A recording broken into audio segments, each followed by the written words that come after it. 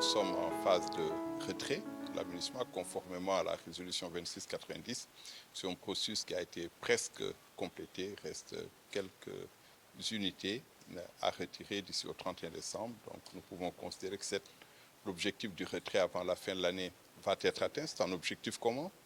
Et évidemment, comme nous sommes en fin de mission, il était important que je vienne dire au revoir au président de la transition, comme j'ai eu l'occasion de le faire auprès d'autres autorités maliennes. Donc c'est une bonne occasion de parler du retrait qui va être parachevé dans de bonnes conditions, mais également de parler rapidement du travail que nous avons fait pendant nos 10 ans de présence au Mali, au service du Mali et de son peuple. Et ce fut également l'occasion pour moi de former en mon nom et au nom de mes collègues des vœux de succès, de réussite pour le Mali, pour que votre pays retrouve la paix et la stabilité à laquelle aspire son peuple.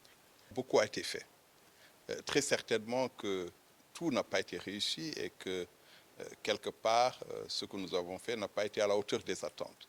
Mais ce qui est certain, c'est que beaucoup a été fait en appui au processus de paix. Beaucoup a été fait en appui à la transition en cours au Mali qui vise à ramener le pays à l'ordre constitutionnel. Nous avons été activement impliqués aux côtés de la CEDEAO, de l'Union africaine, dans le dialogue qui a eu lieu pour s'accorder sur la durée de la transition et ses modalités.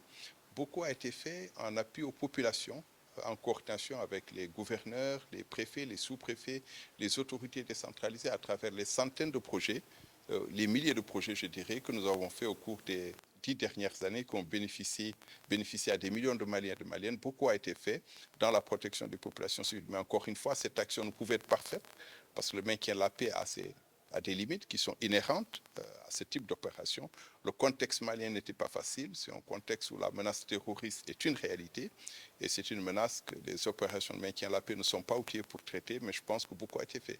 Tout n'a pas été réussi. Nous devons donc tirer les leçons de ce qui a été fait au Mali, de ce que nous pourrions faire pour améliorer les choses. Et évidemment, notre espoir, notre conviction est que le Mali saura faire fructifier les acquis qui ont été obtenus pendant ces 10 dernières années pour que le Mali retrouve durablement la paix et la sécurité.